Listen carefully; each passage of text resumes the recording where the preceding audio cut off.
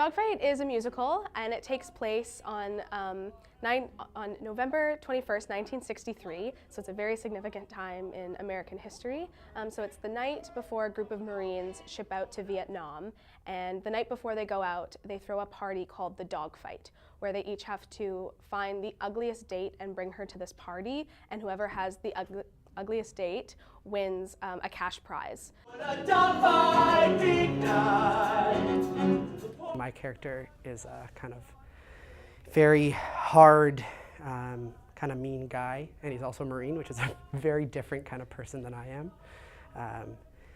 So it's been very interesting throughout the process to kind of go back and just learn, A, what it is to live in the 60s, and then on top of that, what it is to be a Marine. I mean, what even is a Marine? I'm not very, at least before this, I wasn't really well versed in the military.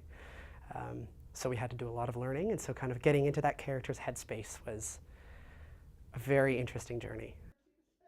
Through it, we learn a lot about what it's like to be a Marine and sort of what they have been trained to do, because as a Marine, their training sort of conditions them to be sort of killing machines and turn off the empathy switch. So this idea of the dogfight is sort of a little bonding experience for what comes next for them, where they have to go and kill people. So it's that not feeling anything for another human. So one Marine in particular learns about humanity and that people have feelings, especially women. I see you're wearing the Eagle Globe and Anchor. Zipper 5, right? Vietnam? Yes, sir. I was an Army man myself. Korea. Was your first trip up to Frisco? Been before?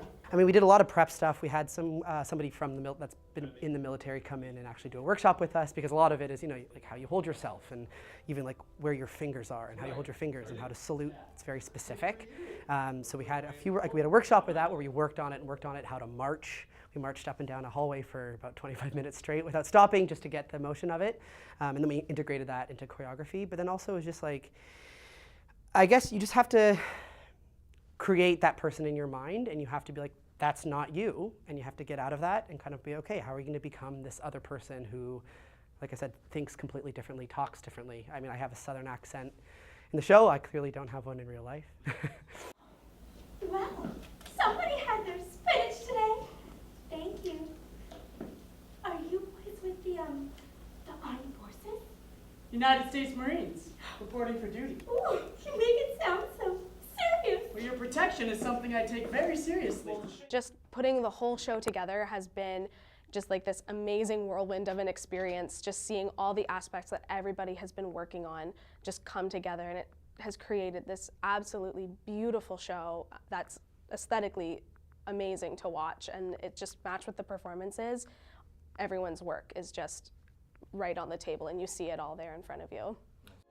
Cut all our strings, we'll be kings for an evening. What do you say to some kind of time? Andy up, Andy up. Don't be a big boy, you gotta turn the stone when you take a look at my coat. Frisco, here we come! The band and orchestra for the show is made up of a rock combo, so it's bass and keyboard, guitar, drums with strings. So we have a cello and a violin.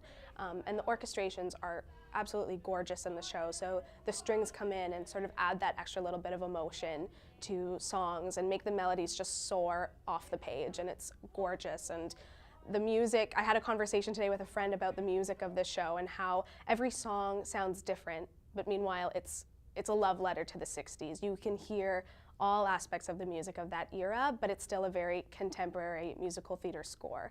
Door and hide your daughter, come on her, get her, going all in, throwing a dogfight big night. So this is actually my 5th QMT show in a row, being in it as a cast member. So it's definitely been a very big part of my life the past few years. But I mean, every experience has been so different. Every show at QMT is so drastically different.